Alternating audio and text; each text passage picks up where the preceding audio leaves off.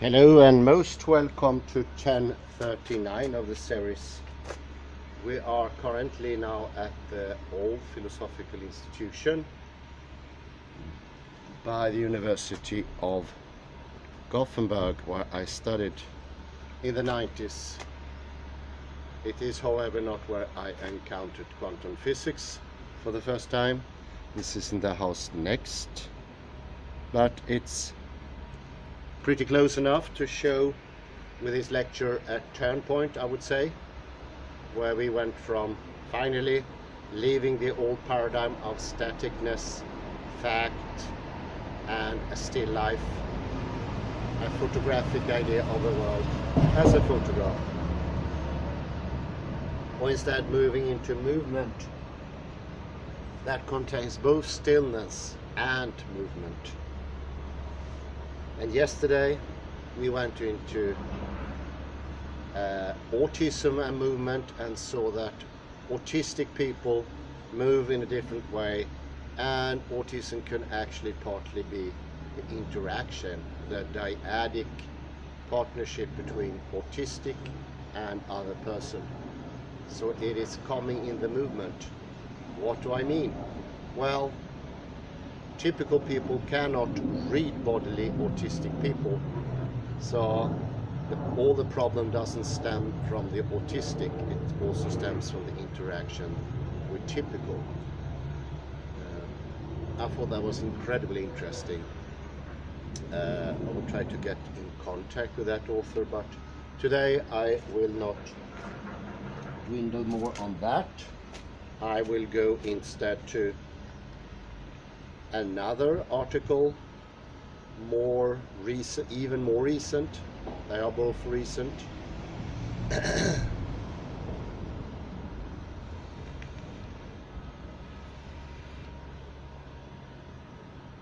Intersecting, kinematic encoding and readout of intention in autism.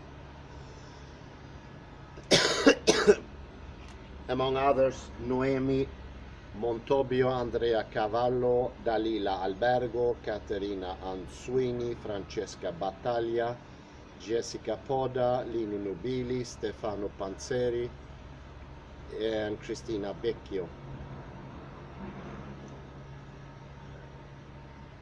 Observers with autism spectrum disorder, ASDS, find it difficult to read intentions from movements. However, the computational basis of these difficulties are unknown.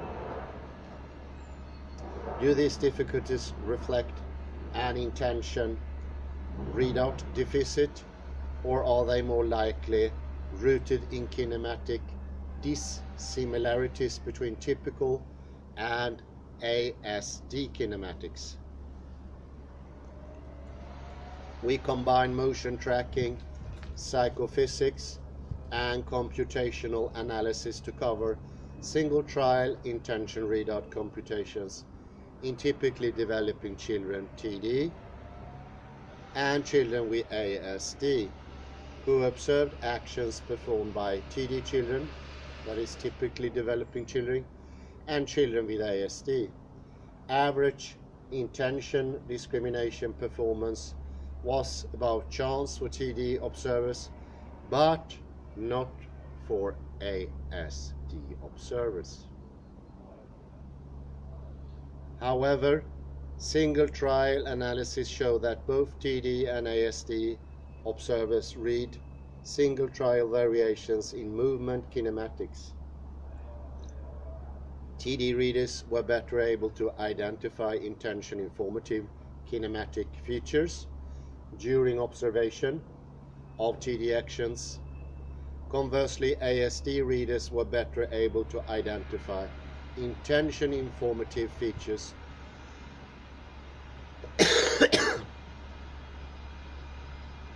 during observation of TD actions.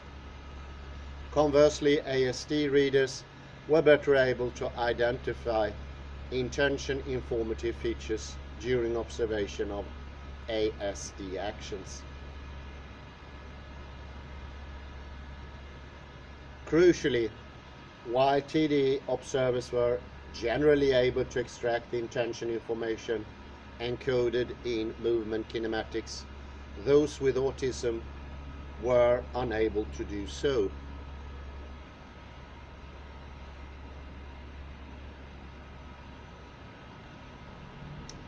These results extend existing conceptions of mind reading in ASD by suggesting that intention reading difficulties reflect both an interaction failure rooted in kinematic dissimilarities between TD and ASD kinematics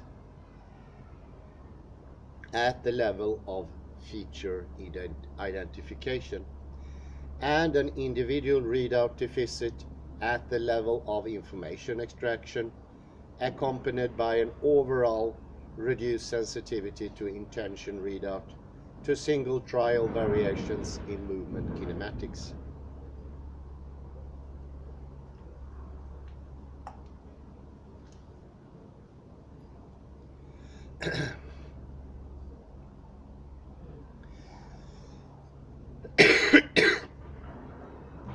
The ability to intuit what others are thinking or wanting from observing their behavior, mind reading, is key to social interaction. Much like print reading, mind reading involves the derivation of meaning from signs. 1. In print reading, the signs are marks on paper. In mind reading, the signs are movement traces. 2.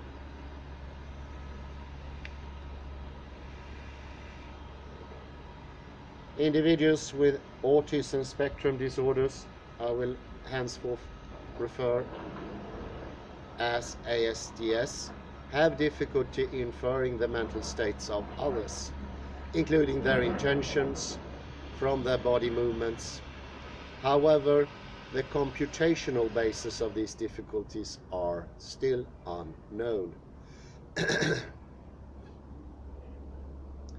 One proposal is that such difficulties reflect a specific deficit in mind reading, typically developing TD, as they will be called henceforth, observers read intention by extracting and processing subtle intention-related kinematic variations.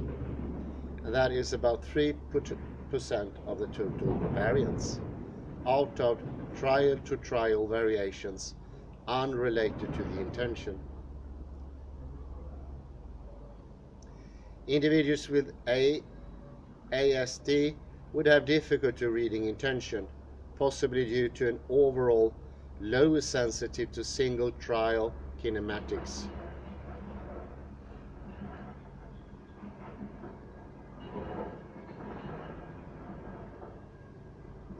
Or to a deficit in identifying or processing intention informative variations in single trial movement kinematics. This accords with the view that individuals with ASD have difficulty sampling relevant and irrelevant variability, and therefore get lost in incidental trial-to-trial variations. 8.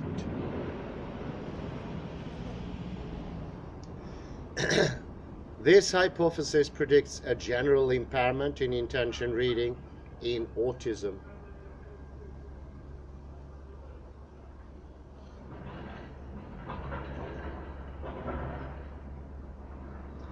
Alternatively, difficulties in attributing intentions to actions could be rooted in kinematic dissimilarities between typical and autistic kinematics.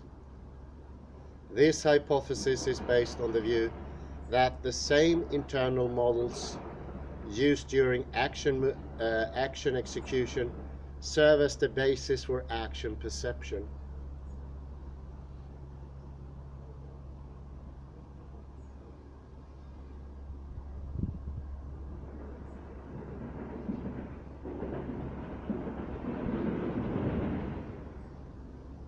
Prediction and inference during action observation, because individuals with ASD move differently compared with TD individuals. In particular, they differ in the way they prospectively control their intentional actions. This hypothesis makes the distinctive prediction that observers with ASD with autistic internal models should be less accurate in predicting the action performed by TD individuals relative to those performed by individuals with ASD. Conversely, TD observers with typical models should be less accurate in predicting the actions performed by individuals with ASD relative to those performed by TD individuals.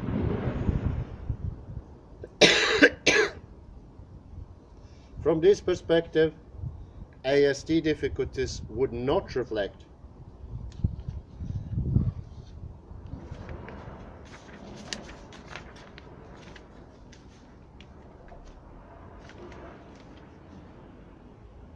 an individual intention reading failure, but rather would arise from reciprocal difficulties in social interaction. Previous work has shown a TD advantage for TD actions, but no ASD advantage for ASD actions. This has been interpreted as evidence that TD observers models are tuned to typical actions, whereas ASD observers models are tuned or possibly untuned comparably with both TD and ASD actions. 3. However, the advantage of TD observers show for TD actions is not necessarily indicative of kinematic or similarity, and may instead reflect the higher informativeness of TD kinematics relative to ASD kinematics. That is, the fact that TD actions encode more intention information compared with ASD actions. Conversely, the lack of advantage of ASD observers for ASD actions might reflect the lower informativeness and higher variability of ASD kinematics relative to TD kinematics.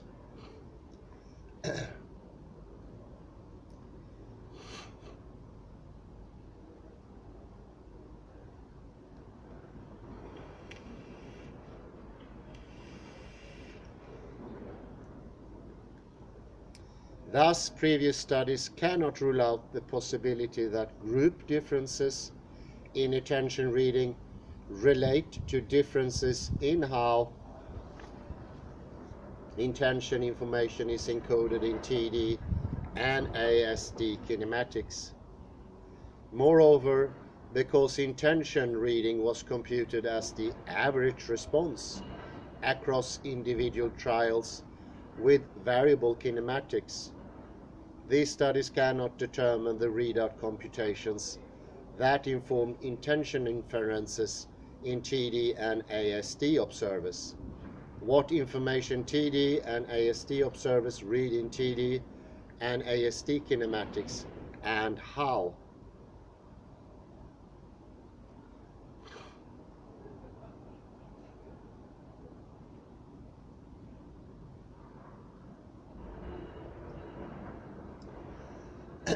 This study aimed to move beyond these limitations by combining accurate recording of movement kinematics and psychophysical measures of intention discrimination with a specifically designed analytic framework.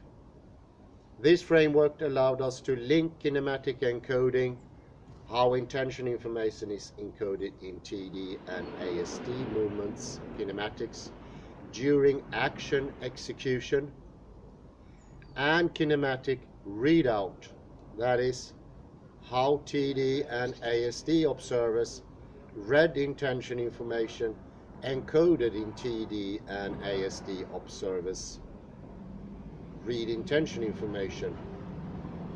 how TD and ASD observers read intention information encoded in TD and ASD observers.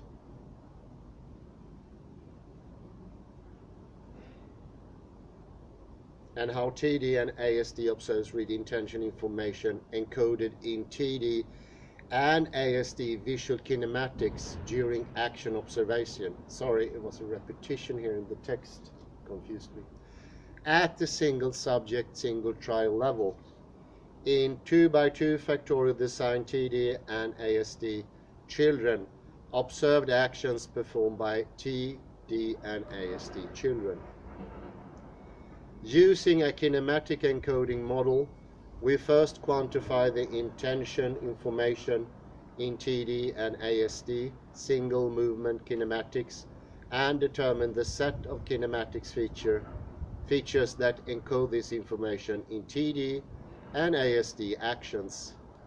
Then we develop the kinematic readout model to quantify how well TD and ASD observers read the intention information encoded in TD and ASD actions.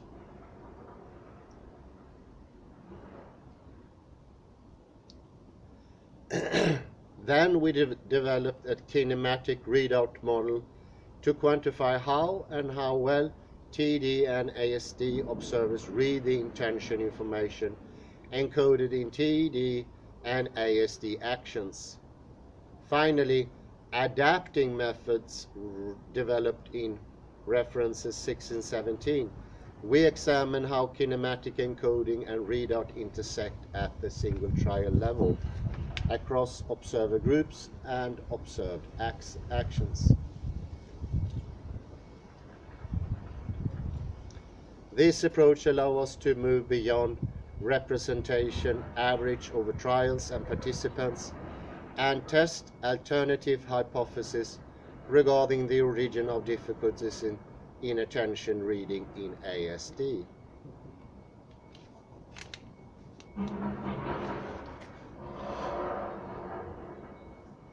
Results: 8 to 13-year-old ASD children and age and intelligence quotient IQ matched TD children watched a hand reaching for a bottle and judged on the intention of the observed grasp.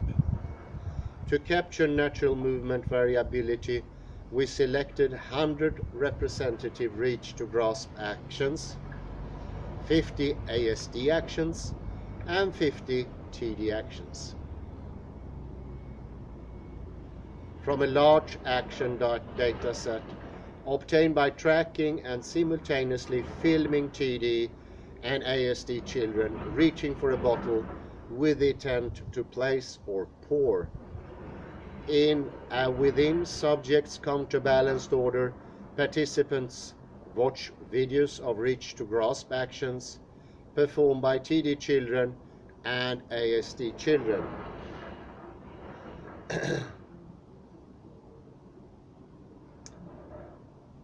Trial average intention discrimination in TD and ASD observers.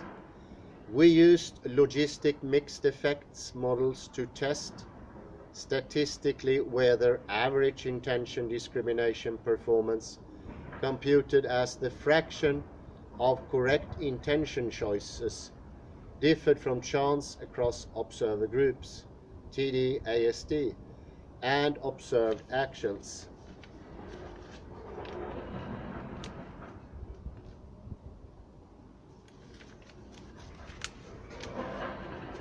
TD indicating that TD observers were poorer at discriminating intentions from TD observers.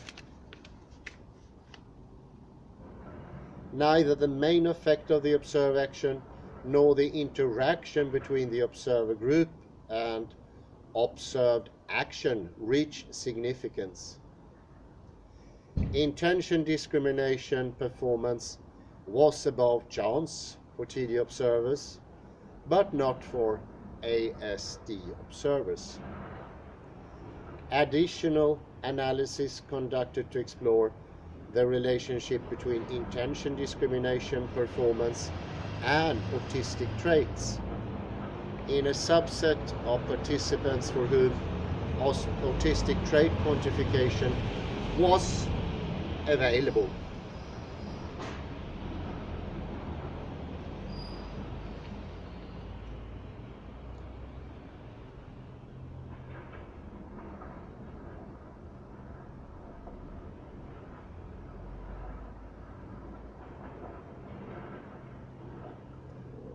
And that revealed that TD observers with higher social responsiveness scale, SRS, scores were poorer at discriminating intention than TD observers with lower SRS scores.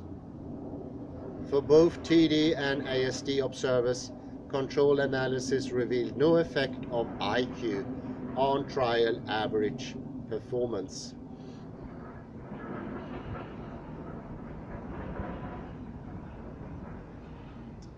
Kinematic encoding and readout of intention information at the single subject, single trial level.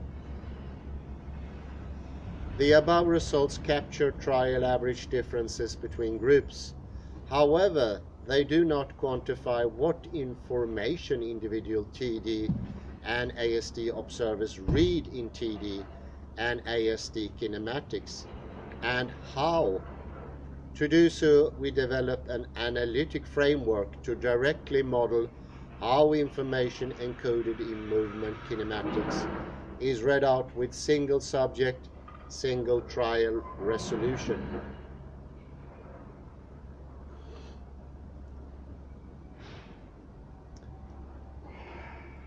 Our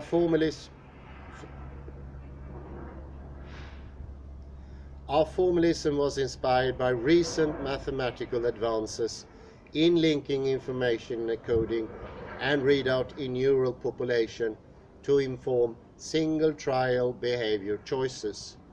Here we adapted this formalism to investigate how information is coded in movement kinematics rather than in a neural population. Kinematic encoding of intention information in TD and ASD action. The first step was to determine kinematic encoding, that is, how intention information is encoded in trial-to-trial variations in movement kinematics of TD and ASD actions. Figure 24 shows the temporal profile of two kinematic variables, wrist height and grip aperture, under the intention to pour and to place during TD and ASD reach to grasp movements. Each line represents a single reach to grasp act. Consistent with previous reports, individual movements traces showed a large variability in tension, variability across trials and individuals. To isolate the variability that conveys intention information from the trial-to-trial variability unrelated to intention, we developed a single trial kinematic encoding model based on logistic regression. We represented single trial kinematics as a time-dependent vector in multidimensional spaces of values of 15 intention-sensitive kinematic variables.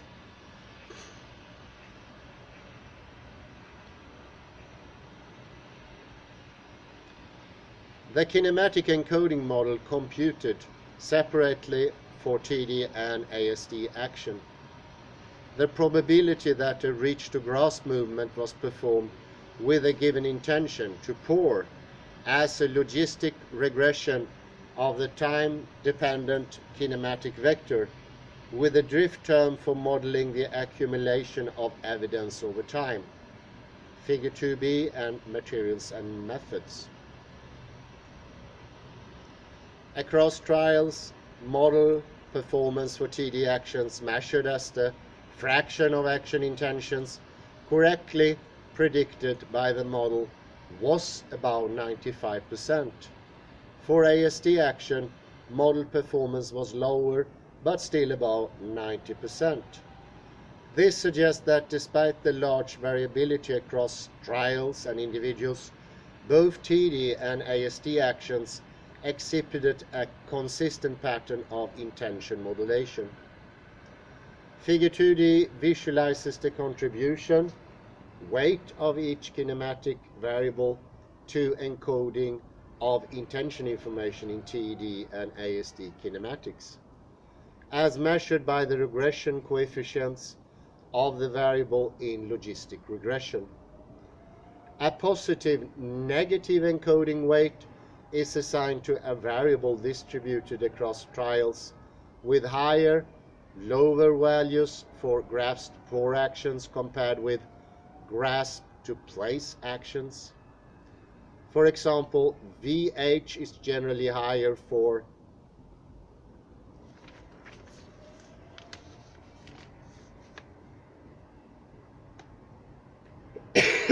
wrist height, that is, the grasp to place action, and is therefore negatively weighted for both TD and ASD actions.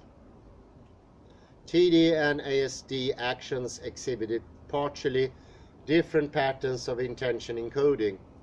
For TD actions, intention information was encoded in WH and in the displacement of the thumb, Z thumb TZ, and index finger Z index IZ.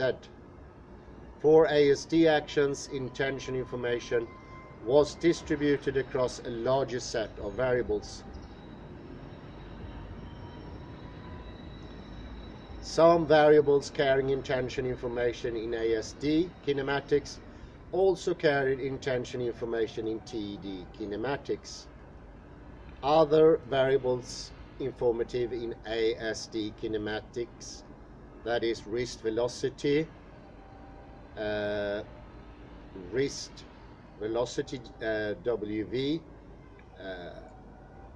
movement of thumb, and X, dorsum plane, did not carry intention information in TD kinematics. Consistent with previous work demonstrating differences in the way that TD and ASD prospectively control their actions, these results demonstrate differences in the kinematic encoding of to pour and to place intentions in TD and ASD actions.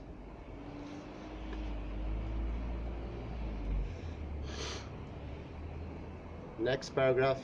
Kinematic readout of intention information in TD and ASD observers. Having determined how intention information is encoded in the single trial kinematics of TD and ASD actions, we next fitted single trial intention choices to a kinematic readout model to investigate how TD and ASD observers read such information from observing TD and ASD actions. The kinematic readout model computed the probability of intention choice to pour in each trial as logistic regression of the time-dependent kinematic vector for that trial.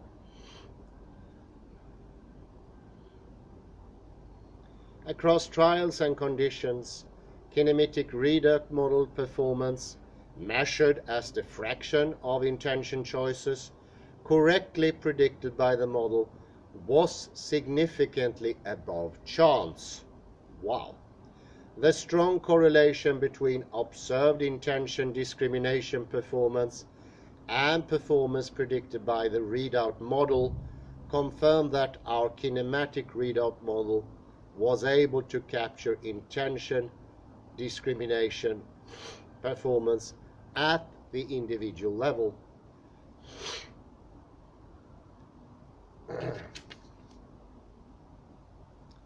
Although reaction times were not used to fit the model parameters, we also found weak but significant negative trial-to-trial relationship between reaction time and model prediction confidence. This suggests that observers were slightly faster to judge intention on trials that were classified with greater confidence by the model.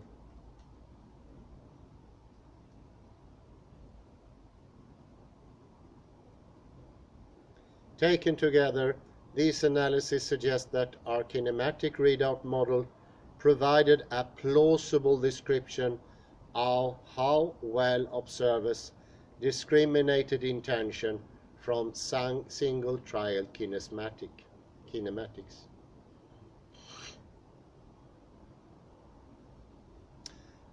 Sensitivity of intention readout to movement kinematics. Having verified the ability of the kinematic readout model to capture statistical dependencies between intention choices and single trial variations in movement kinematics, we used it to test the hypothesis that poor intention discrimination in ASD reflects an overall reduced sensitivity of intention readout to single trial variations in visual kinematics.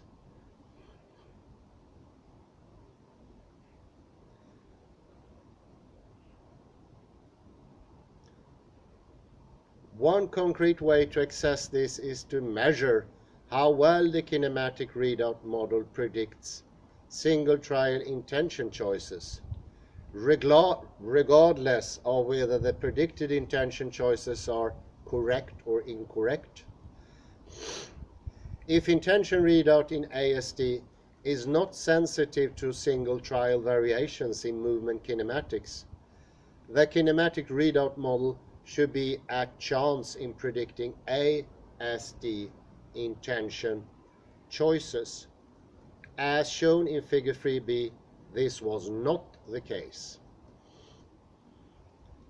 Sensitivity to intention readout as measured by kinematic readout models, model performance was lower in ASD compared with TD, but still significantly above chance for both observer groups and observed action.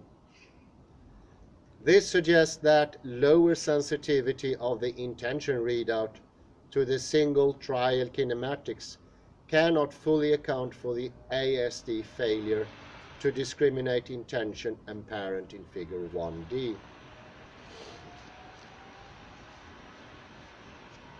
Identifying readers, the next paragraph.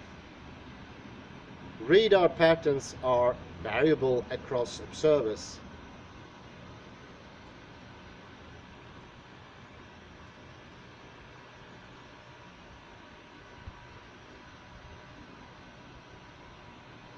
We next use the kinematic readout model to parse this heterogeneity and identify at the individual level observers whose intention readout was sensitive to single trial variations in movement kinematics.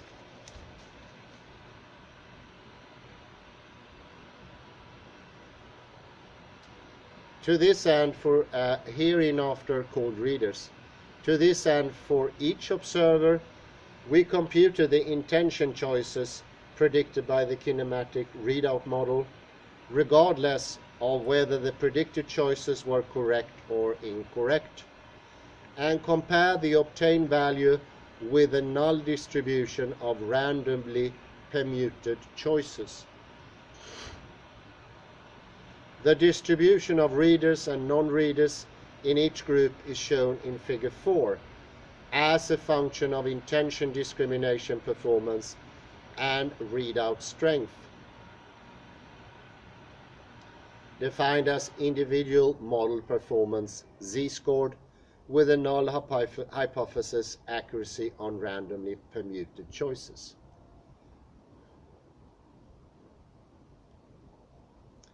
For both TD and ASD observer actions, the proportion of readers was higher in the TD group than in the ASD group, 11 of 35. In both groups, the proportion of readers exceeded the proportion expected by chance for both TD actions and ASD actions, with no significant difference between observed actions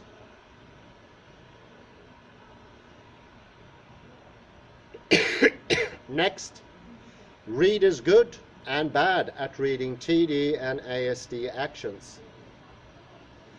The notion of reader is agnostic with respect to intention discrimination performance.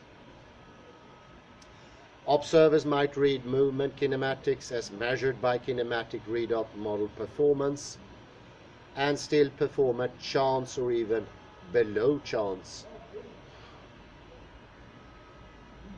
For example, readers would perform at chance if they read variations that do not encode intention information. They would perform below chance if they read variations that encode intention information but do not read the encoded information correctly.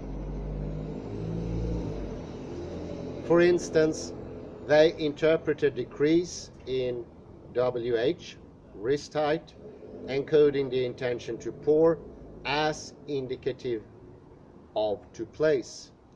To look at the relationship between readout and intention discrimination performance, we used a binomial test to stratify readers on the basis of their ability to discriminate intention. As shown in figure 4, readers with intention discrimination about chance, good readers in the TD group, outnumbered good readers in the ASD group.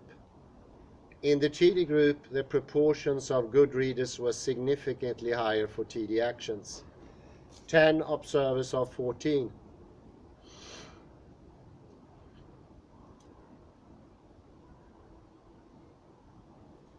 Compared with ASD actions, 4 observers of 17. This increase was partially offset by the presence of 3 TD bad readers for TD actions. For both TD and ASD actions, the proportion of good readers was higher than expected by chance. In the ASD group, the proportion of good readers for both TD, 1 observer of 5, and ASD actions, 2 observers of 9, did not differ from that expected by chance, with no difference between observed actions. Although this small sample of subgroups urges caution in interpretation, these results suggest a predominance of good readers among TD observing TD actions. Sorry, to blow my nose.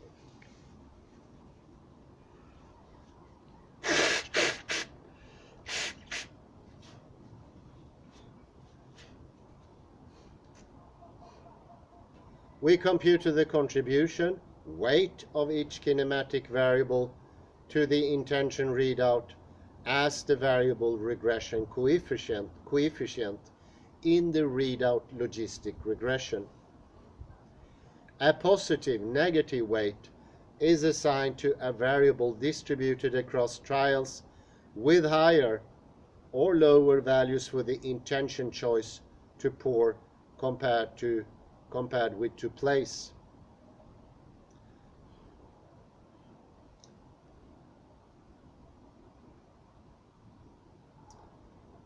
We examined separately for each observer group and observed action the overlap in the distribution of readout weights relative to encoding weights, whether readout weights were assigned to intention informative variables For variables carrying intention information, we also examined whether the signs of the readout weights correctly aligned with the signs of the encoding weights. Very interesting. A positive negative readout weight assigned to a variable with a positive negative encoding weight would indicate correct alignment. A positive or negative readout weight assigned to a variable with a negative or positive encoding weight would indicate incorrect alignment. For example, an increase in wrist height encodes to place, and thus wrist height is assigned a negative encoding weight. An incorrectly aligned positive readout weight would incorrectly interpret as an increase in VH at signaling to pore.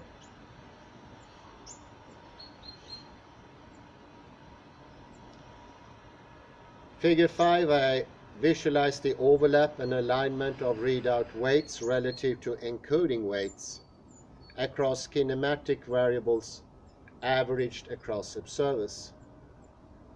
To provide a complementary visualization of the inter-individual reproducibility of readout, Figure 5b shows the number of readers who read in a given variable in each condition. For TDs observing TD actions, comparison of the distribution of readout weights relative to encoding weights revealed a near perfect overlap. The free variables that are read out more and by more observers, VH, TZ and IZ, are also the free variables that encode intention information in TD kinematics. I'm going to put in a small pause there.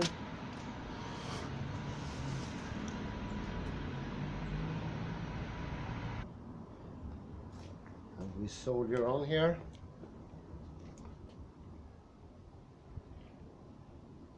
A little drink.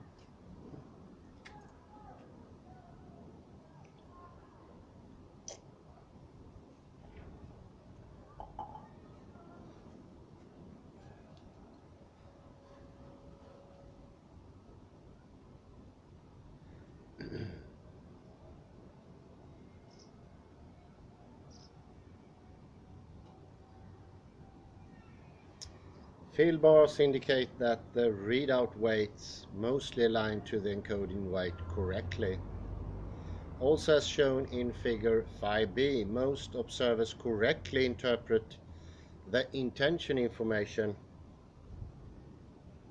encoded in these variables, although IZ does not carry intention information in ASD kinematic. WH, TZ and IZ were also the free variables most frequently read by TD observers in ASD actions.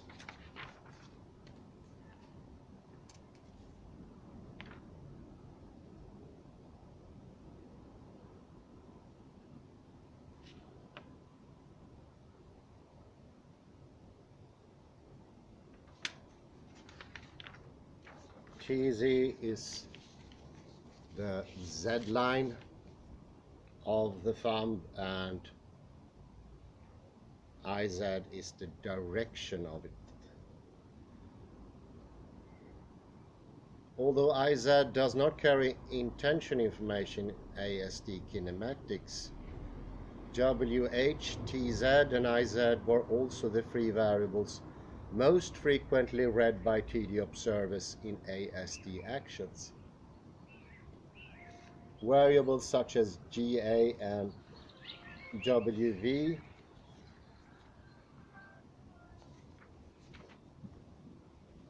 which encode intention information in ASD kinematics, but not in TD kinematics, were only read out, mostly incorrectly, by a limited fraction of TD observers who observed ASD actions.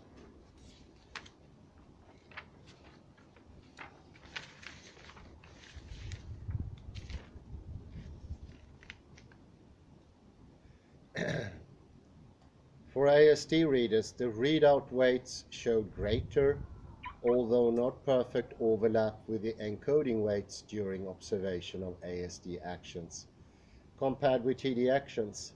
Specifically, ASD observers consistently read out two variables, WH and TZ, of the 6 variables encoding intention information in ASD actions.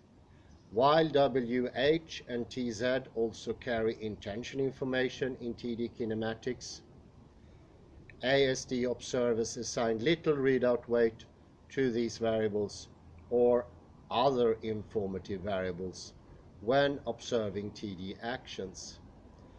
Diagonal stripe bars indicate that regardless of the observed action, TD versus ASD, information was misread in most variables. We computed 2 indices that quantitatively summarize the above result across all variables. The first index quantifies the overlap in the distribution of readout and encoding weights as the normalized scalar product between the absolute values of the encoding and the readout vectors. The second index quantifies the alignment of the readout weights relative to the encoding weights as the normalized scalar product between the encoding and readout vectors. A reader good who is good at both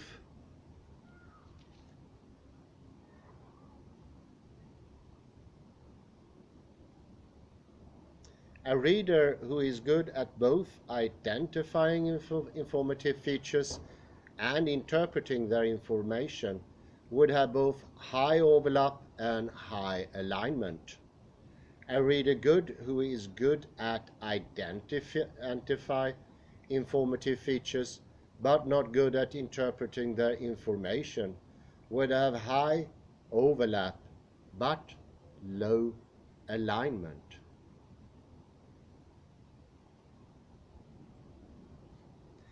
Consistent with the intuition conveyed by Figure 5, the result showed a significant overlap in the distribution of readout and encoding weights for TD readers, observing TD actions but not ASD actions, and for ASD readers, observing ASD actions but not TD actions.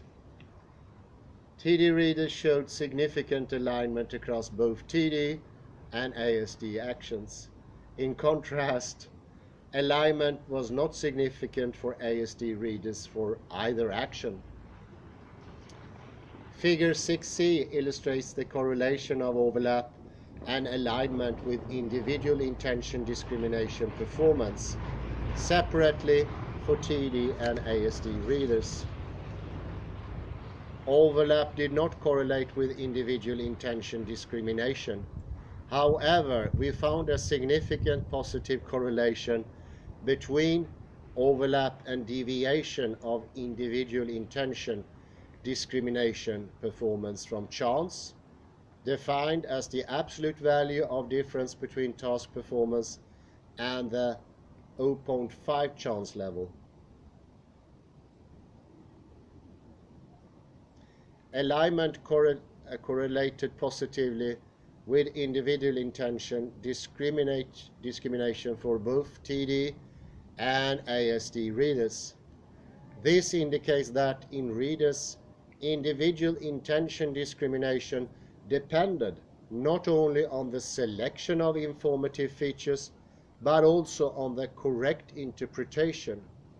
In other words, the inability of readers to discriminate intentions was related to their inability to correctly interpret the intention information extracted from informative features. Discussion.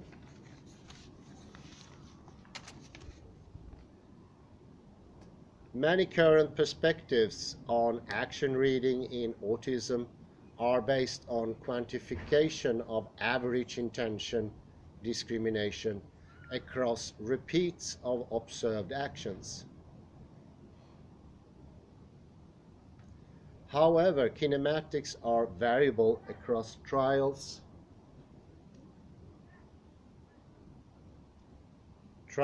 and individuals. Trial average analysis may obscure how intention information is encoded in and read out in single trial kinematics. Here we have developed an analytic approach that enables us to reveal intention readout computations with a single trial resolution. By applying this approach, we were able to uncover that single trial intention choices in ASD systematically reflected trial-to-trial variations in visual kinematics, as measured by kinematics readout model performance in ASD compared with TD. Corroborating this finding, the proportion of ASD observers who read the trial-to-trial variations in movement kinematics. ASD readers about 1/3 of ASD observers, although lower than in the proportion of TD readers, about 2/3 of TD observers. Exceeded the proportion of readers expected by chance for both TD and ASD actions. These findings indicate that while the average intention discrimination in ASD was at chance, single trial intention choices by a sizable proportion of individual observers were not random. A second implication of our result is that for both TD and ASD readers, kinematic similarity was important for identifying variations that carry intention-related information. Unlike in print reading, where all marks on papers encode meaning, in mind reading, readers must first extract from trial-to-trial variations those variations that encode intention information. Our single trial results show that TD readers were able to extract such variations during observation of TD actions, but not ASD actions. Conversely, ASD readers were able to extract intention informative variations during the observation of ASD actions, but not TD actions. This same group advantage is consistent with the principle that internal readout models or codes of TD observers are tuned to typical actions, and internal readout models of ASD observer are tuned to autistic actions. What are the exact tuning properties of typical and autistic models? Are internal readout models feature-based, such that TD, ASD readers assign more weight to those individual features that encode intention information in TD, ASD movement kinematics? Or is visual kinematics more likely to be processed as a perceived whole, such that, similar to face processing 21, changes in configural information, i.e. relationship between individual features, influence the identification of individual features?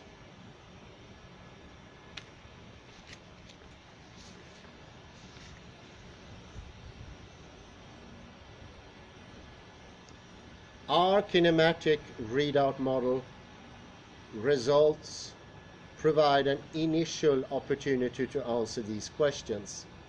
If feature identification is integrated into the overall kinematic configuration, then TD integration informative features should be weighed less when presented in the context of ASD visual kinematics than in TD visual kinematics. Conversely, ASD intention informative features should be weighed less when presented in the context of TD visual kinematics compared with ASD visual kinematics. Consistent with this prediction, ASD readers weighed less ASD intention informative features when observing TD actions compared with ASD actions. Wow! Configural effects in the TD readout was less clear. In contrast to ASD readers, TD readers appear to weight TD intention informative features equally in TD and ASD visual kinematics. In particular, IZ, a feature that carries intention information in TD visual kinematics but not in ASD visual kinematics, was weighed similarly during observation of TD and ASD actions. Combined, these data indicate a difference in the properties of TD and ASD internal readout models, with ASD internal models being more sensitive to the overall visual kinematics in which informative features are embedded.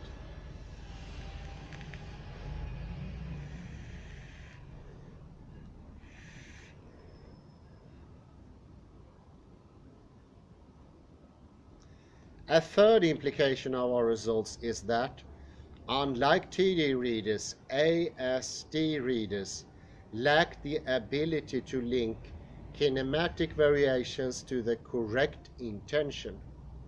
Interestingly, in both TD and ASD readers, misalignment of kinematic readout relative to kinematic encoding was comparable to for TD and ASD visual kinematic, suggesting that, unlike overlap, alignment was little, if at all, affected by kinematic similarity.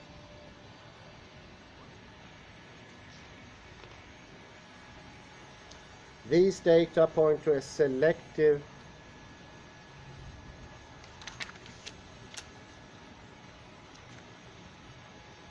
impairment of ASD readers in interpreting informative variations in movement kinematics.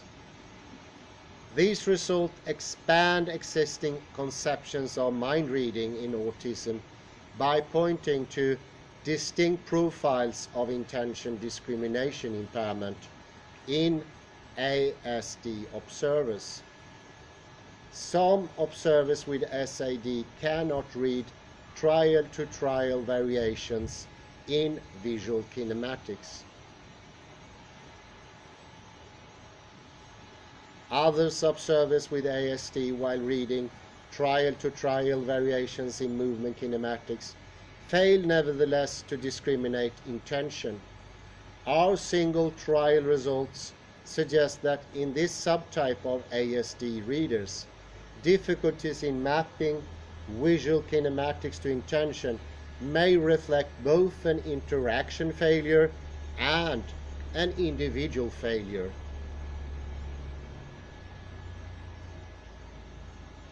The interaction failure manifests in poor identification of intention informative features in TD visual kinematics by ASD readers, and conversely, in poor identification of intention informative feature in ASD kinematics by TD readers, as measured by overlap.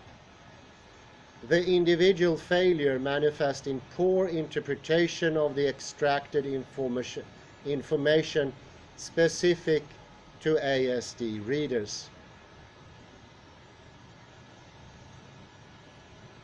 That is, while TD readers are generally able to link intention informative variations in movement kinematics to the correct intention, ASD readers are unable to do so, regardless of whether the information is extracted from TD or from ASD visual kinematics.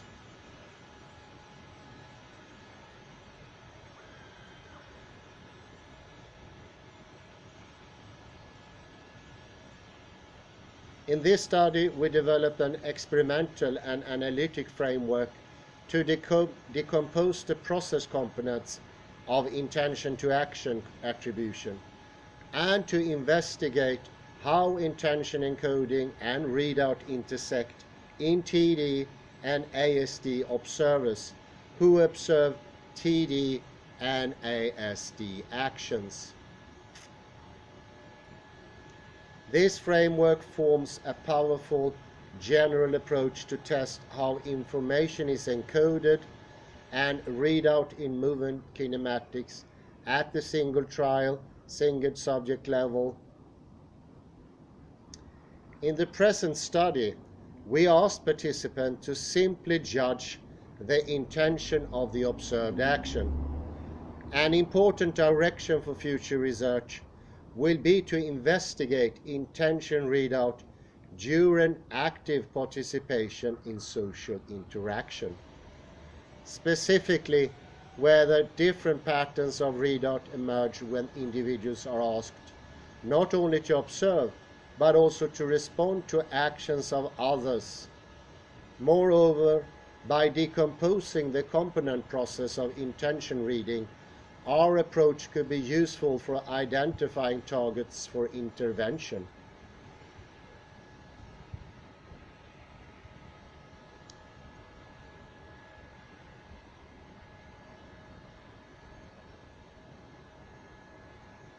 There is evidence that TD observers can be explicitly guided to attend to potentially diagnostic feature in visual kinematics. Based on findings of the current study, a promising direction will be investigated whether tutoring, either explicit or implicit, can promote alignment in observers with autism.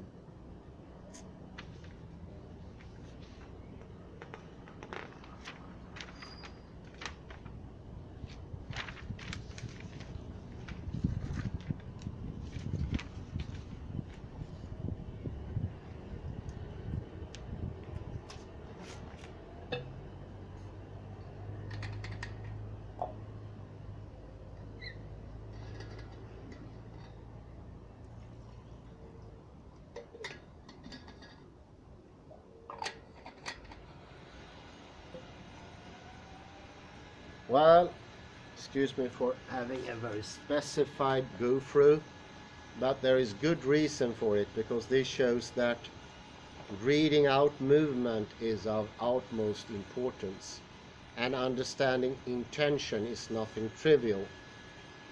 It reminds me of the discussion Wittgenstein had with the Italian philosopher whose name I've forgotten. And he showed Wittgenstein what do you find in the world as signified for this?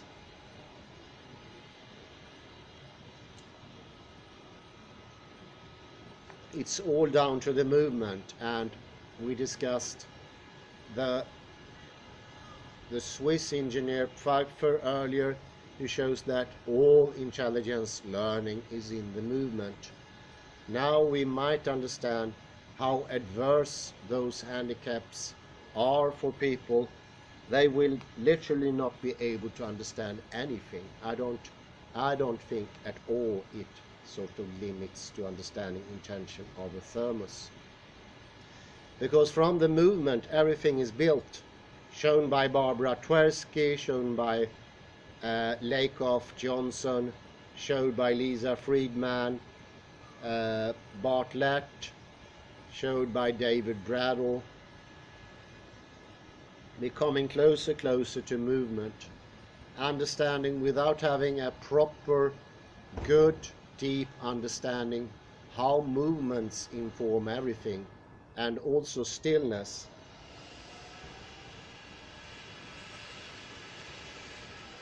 It would be very hard to further human understanding.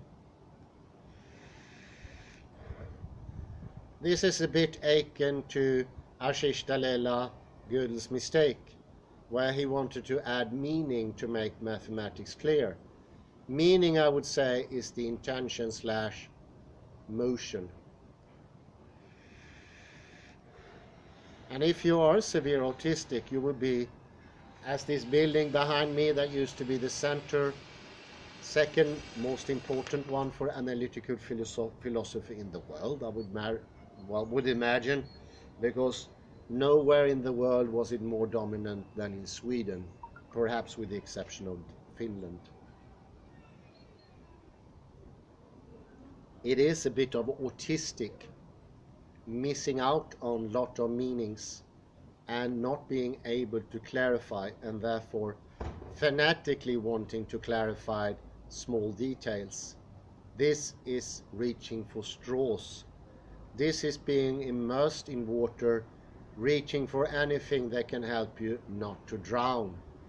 The perfectionism of analytical philosophy, of positives, logopositive philosophy, of language philosophy, and yet much more, lies in that. The direction, the thrust from all these philosophies comes into the sense they are drowning. Drowning because they don't have clarity, they don't know where they are. Because if you're going to read out other person's movements and intention, you will not, this is my conclusion, you will not be able to read your own intentions. How would that be possible? Remember the mirror neurons. The mirror neurons shows how we are dependent on reading others to understand ourselves. If that is compromised, there could be a lot of problems.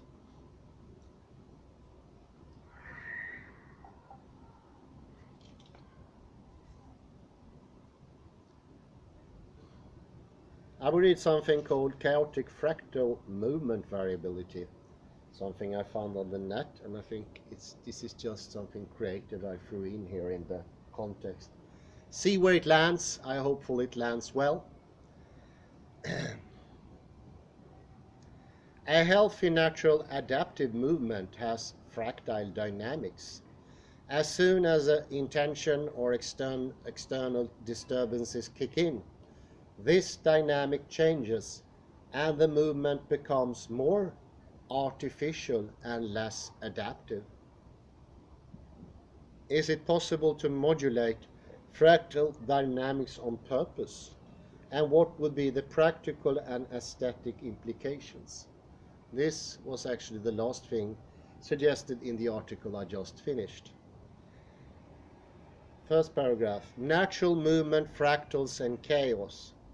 Studies have shown that our body is swaying gently when we are standing still in a calm, resting state. And that swaying has fractal properties. Constant fractal fluctuations characterize the healthy variability that allows adaptation to environmental change. Fractal in this context means that the movement dynamics over time has a self-repetitive shape, which will be similar at any scale, whether we observe the movement for only a short time or for a much longer.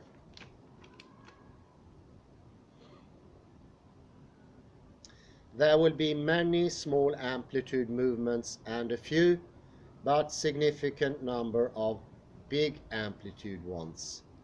In plain terms, it means that somebody whose movement is fractal will repeat the fluctuation patterns both on a very small scale, e.g. hands moving gently, and also on a big scale, e.g. higher amplitude, faster movement. This dynamics is also referred to as chaotic, or exhibiting the 1 through F. This is called power law, as you remember from Jude Caravan. Pink noise dynamics.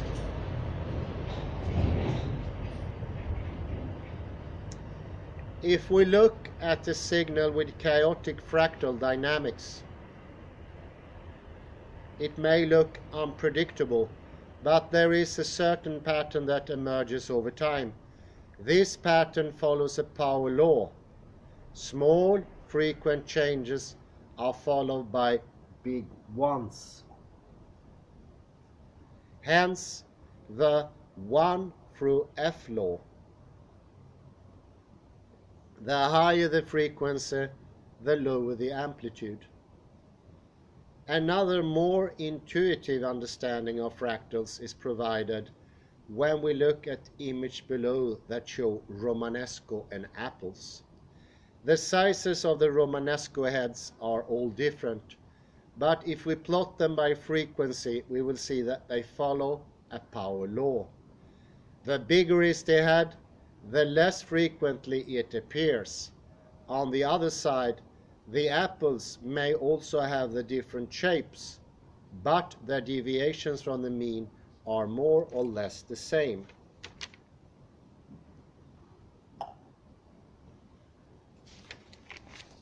Romanesco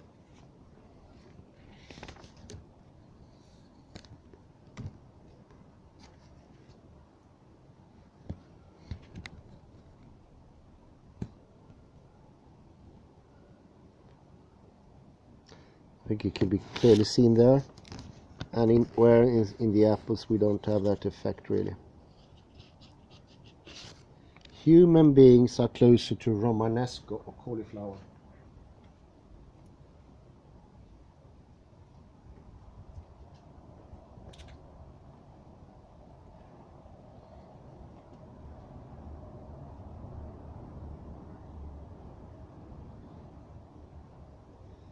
The different apple sizes will oscillate round the mean, while the Romanesco head's distribution would follow a power law.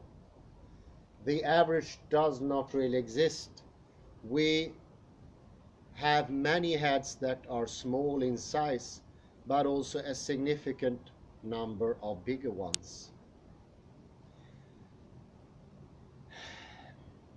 The movement itself may appear diverse and noisy, but it is not random because there is a relationship between the short-term and the long-term fluctuations. There will be many small changes, and their accumulation will be followed by an occasional big change, which in turn will either shift the system to a new state or bring it back to the low amplitude fluctuation mode. That's why a system that is fractal is also adaptable. It can accommodate an incoming impulse and change accordingly.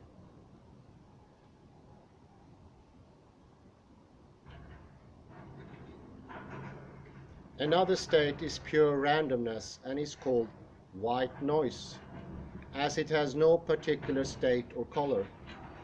The proportion of small and big fluctuations is more or less the same, no matter what scale, time period we take. The short term and the long term do not communicate, which means that the system does not have any memory and the past actions carry no influence on the future ones. A0 will be followed with 1, a series of fluctuations in one direction will be followed by a series of fluctuations in the other, a sort of ideal equilibrium, maximal entropy, which is incompatible with life.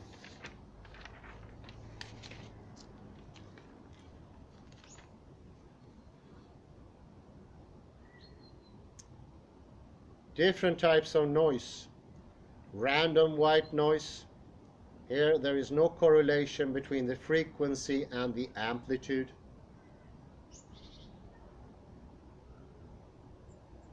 All different fluctuations have similar chance of appearing. C, pink noise, which is the power law, as you may well remember from Jude Carawan.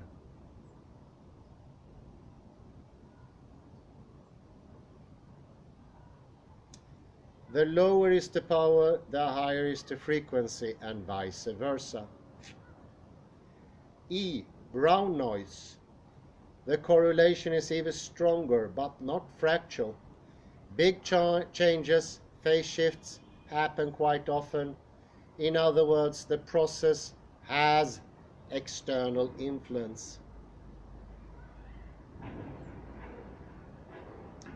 Interestingly enough, researchers have shown that when the body is tense or in an anxious state, there will be whitening of the signal from its natural pink noise fractal dynamics. Remember the ASD and the TDs of the previous article. I bet you the ASD are more in the white noise area.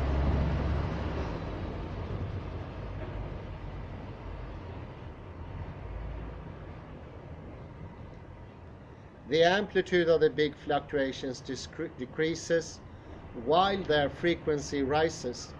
The body-mind system loses its memory. Very important. What is most typical today? Memory loss.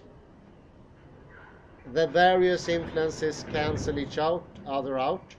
Any incoming impulse with a clear intention will have a direct and predictable effect unless absorbed by the white noise entropy.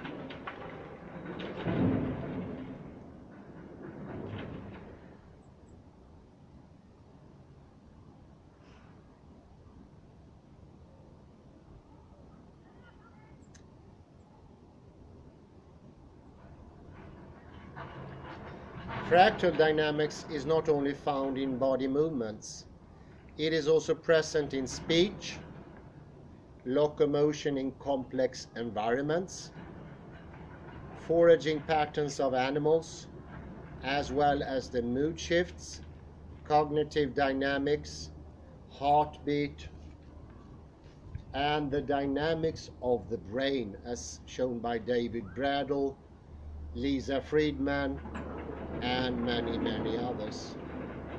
We have to add to that, what's her name? Well, she's going to be participating in a coming lecture today or tomorrow. Metchesov. Moreover, fractal dynamics is considered to be a sign of a healthy adaptive state of the body. It is used to detect heart pathologies, for example. And as we know, an unhealthy state of the heart is a very regular one. Sinusoidal curve, a wave like this, having no information for retention or protension of the heart-lung system. And remember, the heart consciousness is very not much connected to the sinusoidal curve. When we do not have pink noise, we cannot think. Our wave is too sinusoidally frequent. It doesn't have the complexities to harbor thinking. And as well, and I think that is even more important, it cannot handle simultaneous intentions and simultaneous thinking. It is very narrow, it is very thin, it is limited, and literally, as we read from Richard E. Lind, the heart soul is small and it will eventually disappear.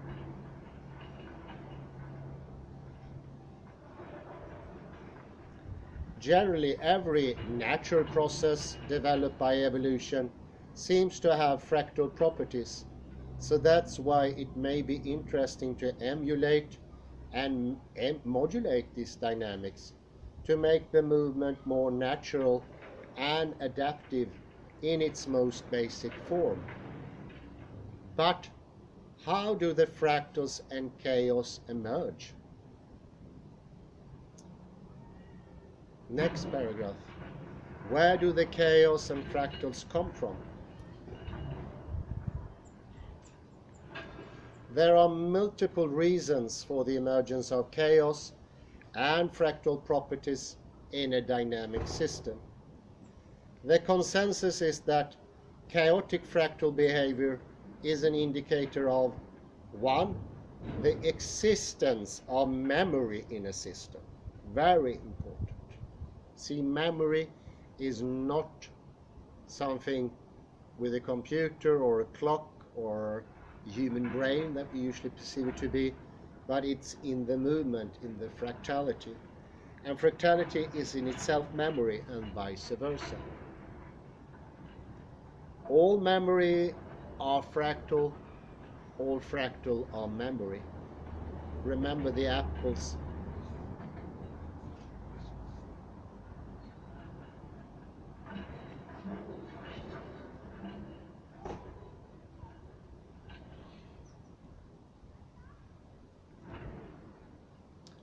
There are multiple reasons for the emergence of chaos and fractal properties in a dynamic system. The first one is definitely fractality is memory. Memory is fractality.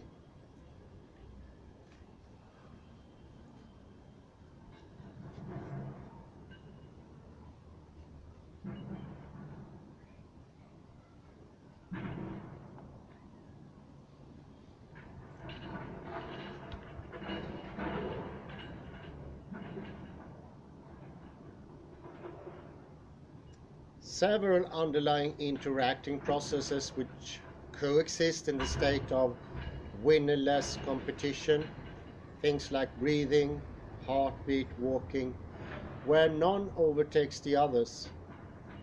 Third, adaptive behavior influenced by external factors and instabilities. Number 2, I will take up with this Metche. I don't have her last name because it's a bit complicated.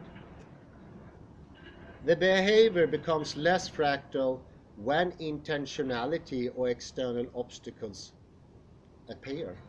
For instance, a human gait naturally has fractal properties. However, as soon as pathologies or obstacles emerges, the fractal quality is lost.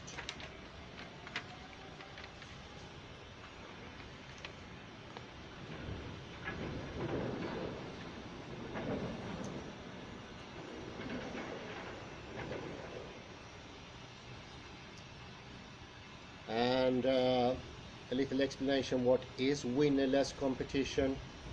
It is to be compared to winner takes it all, and that adds extra force to the system, which will then create a temporary attractor that may compete with other forces.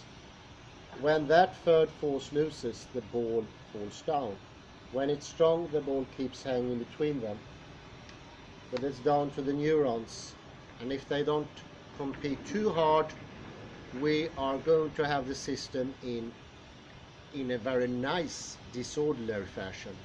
But if some proponent, one of the neurons, are too strong, it will stop. And I would say this is the first illustration of what a contradiction is. This is marvelous.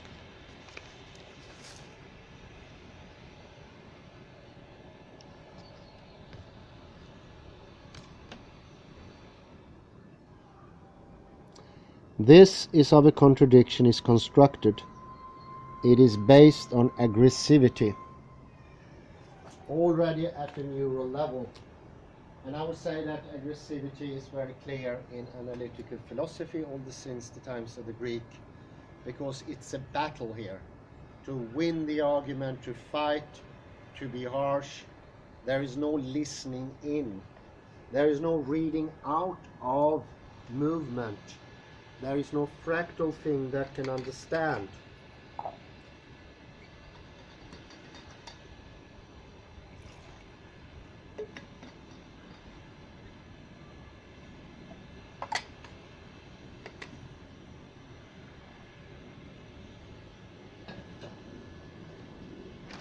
How very interesting.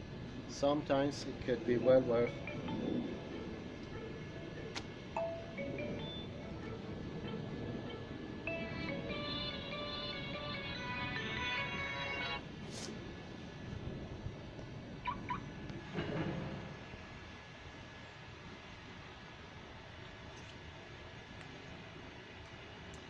incredibly interesting.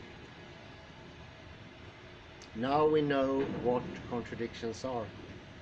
Therefore, chaotic or fractal 1 through F pink noise dynamics represents an adaptive system which is influenced by several underlying interacting processes. Its unpredictability may look random, but it has long-range correlations. Small perturbations will eventually affect the emergence of the bigger ones, and vice versa. The intrinsic variability of such a system makes it possible for it to respond to an external change in a quick and efficient way.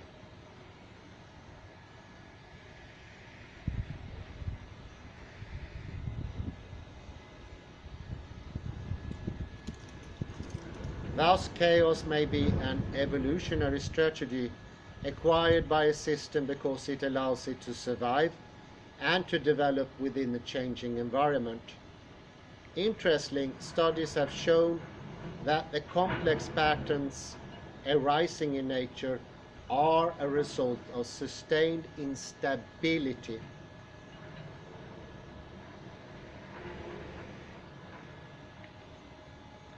Phenomena as diverse as snowflakes, riverbeds, spiral growth patterns arise due to a system going through instabilities over a long period of time, forming self-similar fractal structures. While this is a result of instability, it is also testimony to the fact that the system, through its adaptivity, has managed to overcome this instability and to settle into a non-equilibrium stable state.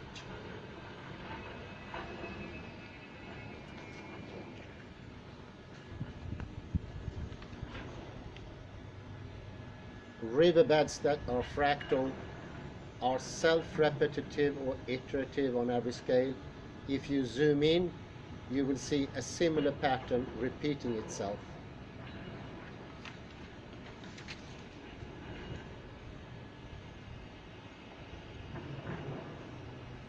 Now that we know the main qualities of chaotic dynamics, the reasons for its emergence, and its underlying processes, let's see how we could modulate these dynamics through the movement using the physical body. Modulating fractality and natural movement. Many different practices aspire to move in a natural way. Therapeutic approaches such as Alexander technique, Feldenkrais method, Noguchi, Taiso gymnastics, various forms of dance and martial art talk about the natural movement as the ultimate objective. As our definition of the natural is often subjective, in the previous sections we have demonstrated one of the possible objective interpretation of this term. The main premise of our approach is to acknowledge the fact that when we do nothing, our body naturally moves in a way that has fractal dynamics. We have identified that fractal in this context means self-similar movement, which is self-similar across different scales.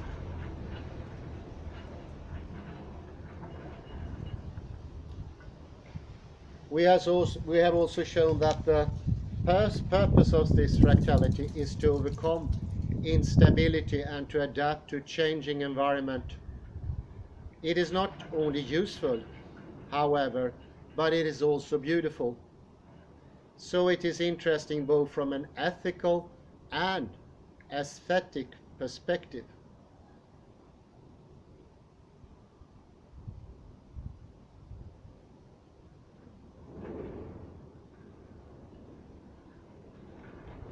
How do we move in a fractal way then?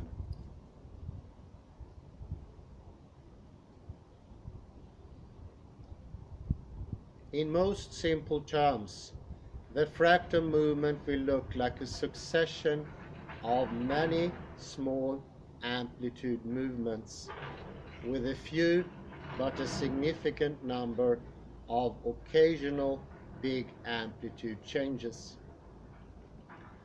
The strength of the amplitude may be expressed through the speed, but also through the size of the movement, its position in space, orientation, even the length of the pauses between the movements.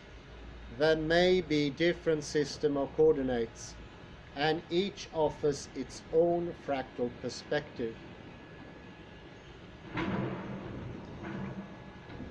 In order to identify the movement's fractality in pure mathematical terms, we adopted an approach used in medical science called detrended fluctuations analysis, DFA 13. This approach generates an alpha exponent score for time series, originally the variations between the heartbeats happening over a period of time. The value of the score shows whether the movement is random, has positive/negative autocorrelation, shows fractal properties, or is complex. A person or a group of people can therefore send their movement data via a sensor to a processing algorithm, which will analyze the resulting time series using the DFA approach. It will then deliver the alpha exponent, which can be used by the participants to adjust their movement quality depending on their intentions.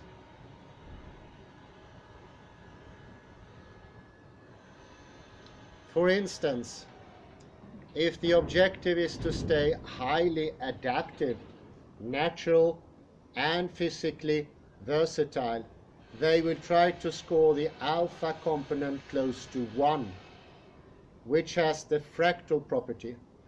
If, on the other hand, they have stayed in the fractal zone for a long enough time and would like to explore mathematical randomness, what it feels like and looks like, they will aim for the alpha exponent of 0.5, which is random noise.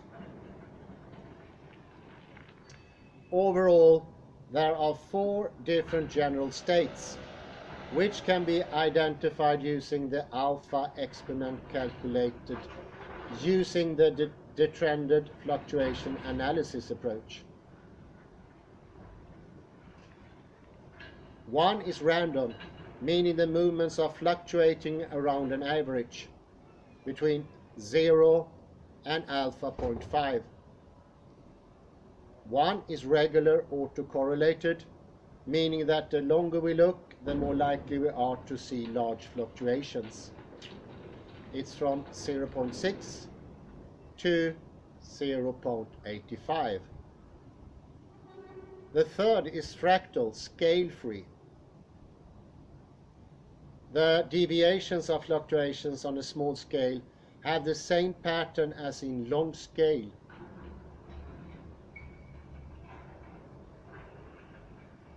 .85 to 1.15. Ideal, alpha 1. And then we have the fourth one, complex non-stationary, meaning the movement quality changes drastically. Alpha 1.15 to 150.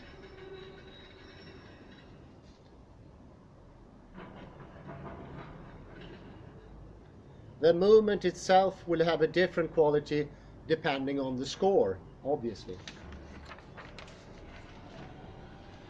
For instance, we have observed during the EightOs sessions, which is the author of the book, the article, that during the normal everyday actions or dance, the DFA alpha exponent stays at about 0.7 to 0.8, indicating a self-correlated, regular, organized activity.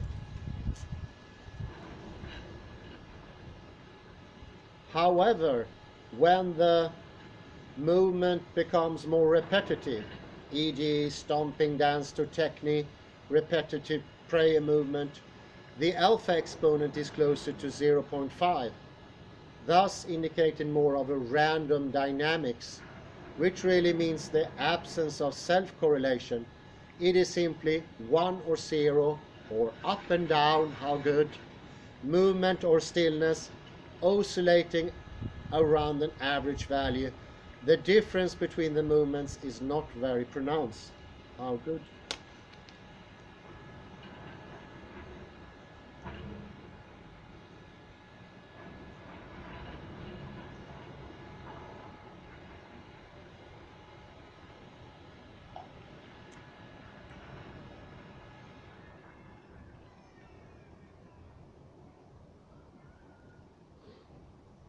The accelerometer profile of an oscillatory movement has random properties.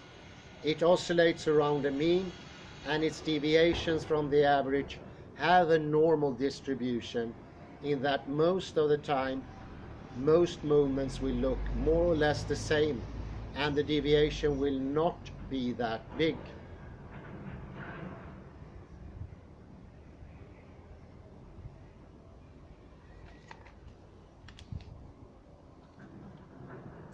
Big phase shifts and changes in the quality of movement will score about 1.2 to 1.5 alpha exponent.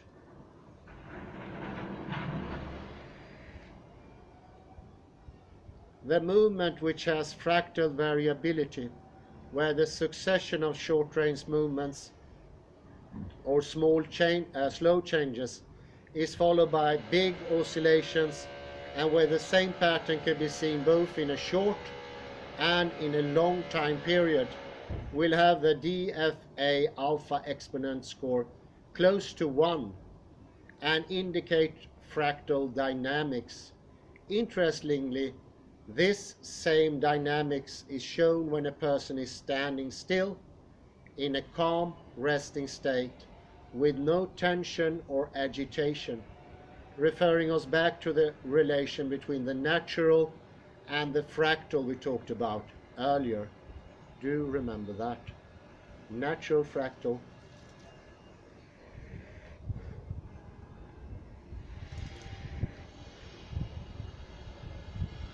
Once we start moving on purpose, it's much harder to get the fractal dynamics, however. It has high variability, and its variability is of a very special kind.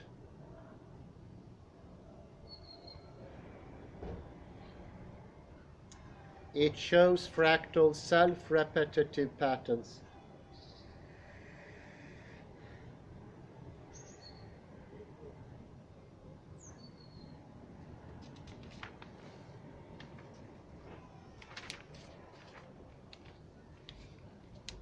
So this is from the EightOs movement, EightOs, very good name. In the frame of our study of fractal dynamics, we have developed a special movement approach, which we implement during the live physical sessions using the live feedback from the algorithm. The open source EightOs movement recommender analyzes the time series of human movements and detects its fractality using the detrended fractal analysis algorithm, DFA. There can be 4 states. 1, random. 2, organized. 3, fractal, 4, complex. We assume that it can be interesting to go through each of these states while staying in every one of them for long time enough.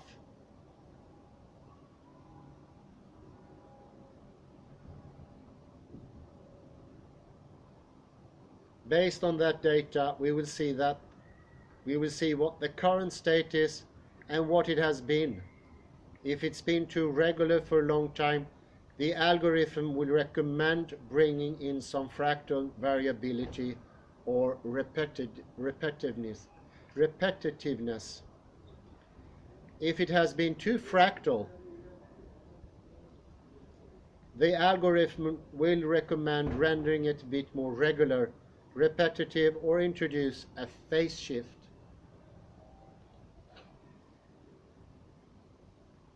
If it has been too regular, we will propose to disrupt it again.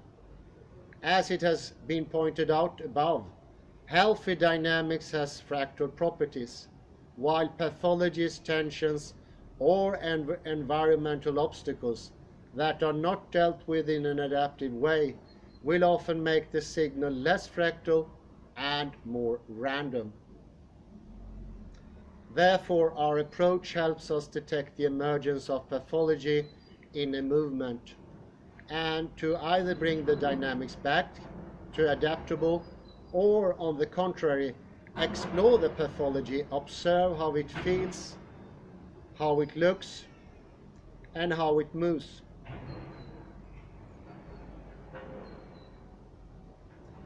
The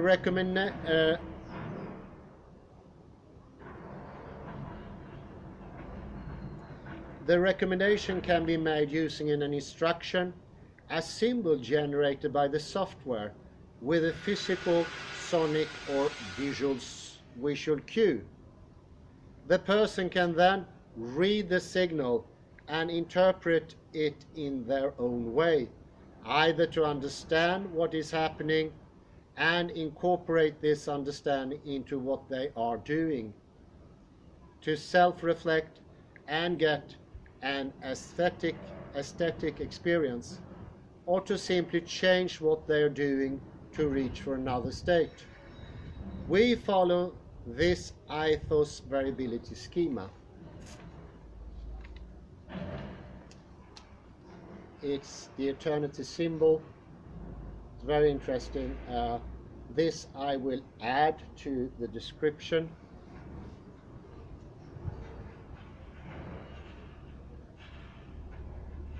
In this schema, we start from disrupted singularities and a certain level of predictability.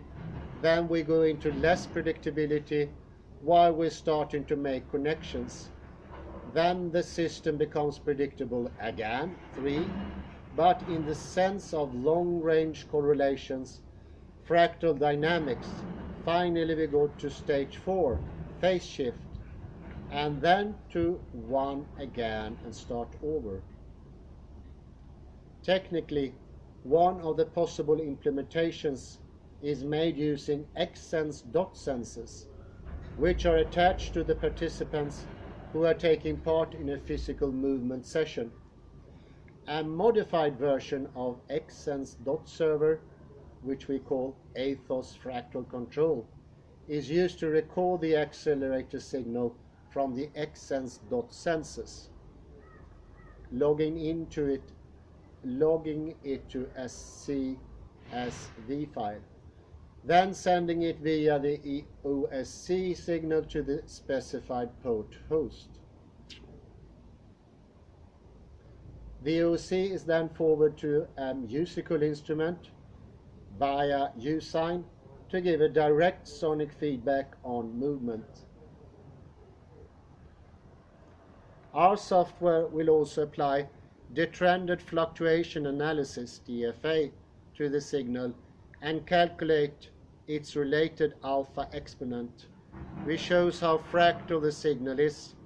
This is calculated both for each sensor and for the group of sensors to know the individual state of each sensor and the common state for all the sensors. The alpha exponent at around 0.5 indicate random white noise. Sensor in an idle state, all cumulative micromovements tend to 0. Between 0.65 and 0.85 is positively correlated signal, meaning the movement has memory. If a movement with a certain acceleration is made, it is likely it will appear again. between 0.85 and 115. The signal has fractal, that is self-similar scale-free properties, which means more than 1.15 is a complex signal where the bigger is the scale, the higher are the deviations, and they are not scale-free.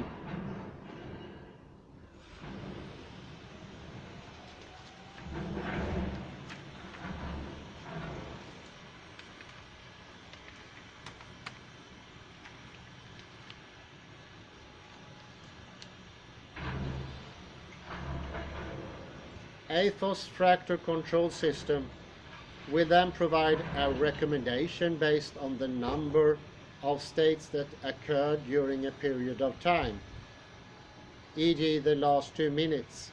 If it's been too much in the regular zone, it will recommend that the participants shift into the fractal dynamics. If it stayed too long in the fractal dynamics, the recommendation will propose to move to the random one.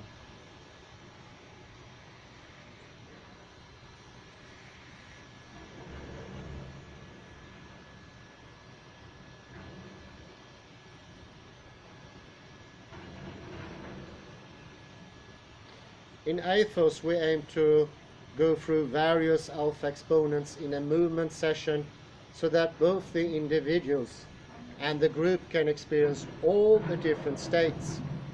That is randomness, positive correlation, fractality, and disruption.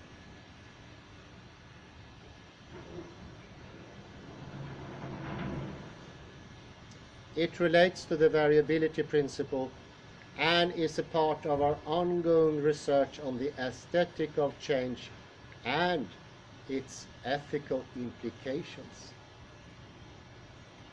This is so interesting, so I take going into the appendix as well. It may be the appendix to trended fluctuation analysis.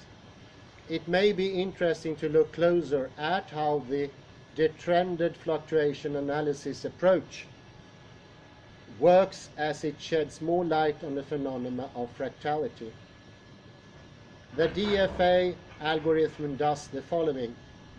A. Take a discrete time series data. 2.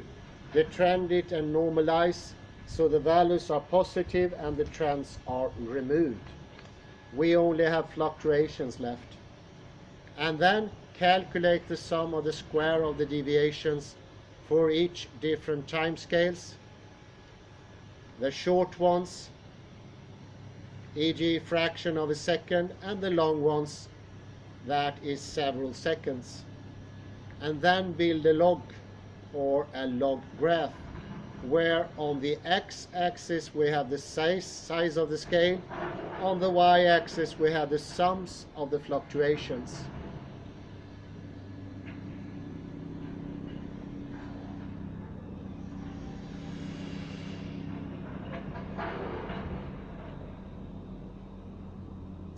And then we plot the values obtained and calculate the slope of the line. This will be the alpha exponent. The alpha exponent. In simple terms, alpha exponent shows how much the accumulation of fluctuation in movement increases as we increase the time period we look at. If the increase in fluctuations as we increase the time scale, the alpha exponent is 0, meaning that they will always revert to the mean. If we increase the scale 4 times, but the number of fluctuations only increases 2 times, then alpha exponent is 0.5, and we have a random process. In a random process, the fluctuations accumulate, but the absence of occasional high amplitude oscillations reduces the alpha component.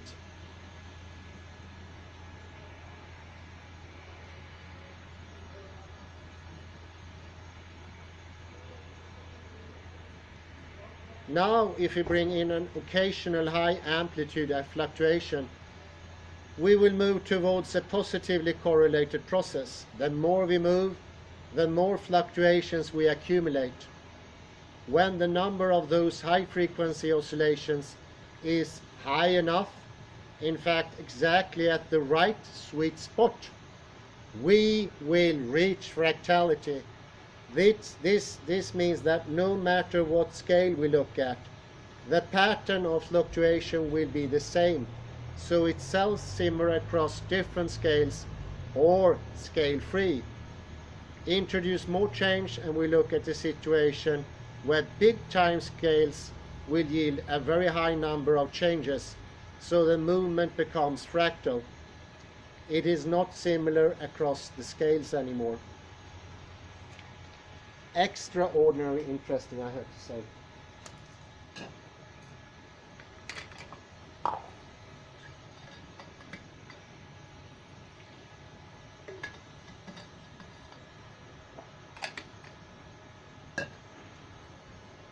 So now we have a clear explanation why we both can see this ordered structure as we find at the Department of Analytical Philosophy, very lovely garden as well, and the randomness and the fractality. In analytical philosophy they are mainly striving for stability, and thereby they lose both stability and fractality. We need to do both. Can we do both or all four? Random, high fluctuation, fractality and stability. Will we be able to do all four? I think this method can be very helpful. It's very interesting. It's odd that just when the first article about autism ended as an open thought, how can we sort of adjust this? The next paper shows a possible doing, possible movement, a possible training that could serve to help doing what is needed to both understand others' intention more and thereby being able to understand our own intentions much more. It's a deepening and it is not intrusive. You can be whatever you want. You don't have to change from being an abolitionist or supporter of Kristdemokraterna or non-drinker, vegan, believer in the flat earth. It doesn't matter. All these things could still be of great importance to you, and actually you don't have to change anything to a great extreme. You can keep yourself as you are, but you will broaden yourself. You will make yourself deeper, more allowing, and that allowance will not diminish who you are. And I would compare this to the analytical philosophy, where they had to diminish themselves to be who they were.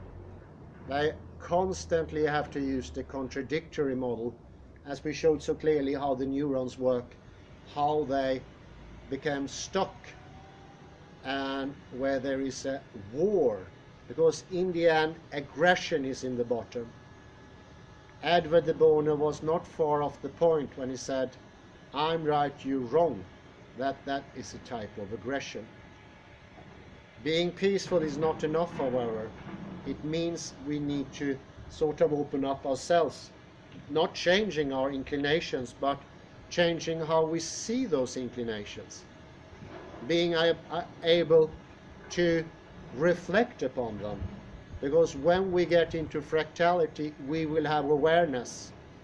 We will have pretension and retention, because both stem from memory. Memory is fractality and fractality is memory.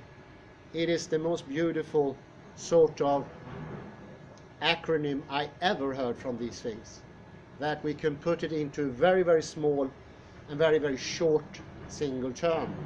Fractality is memory, memory is fractality.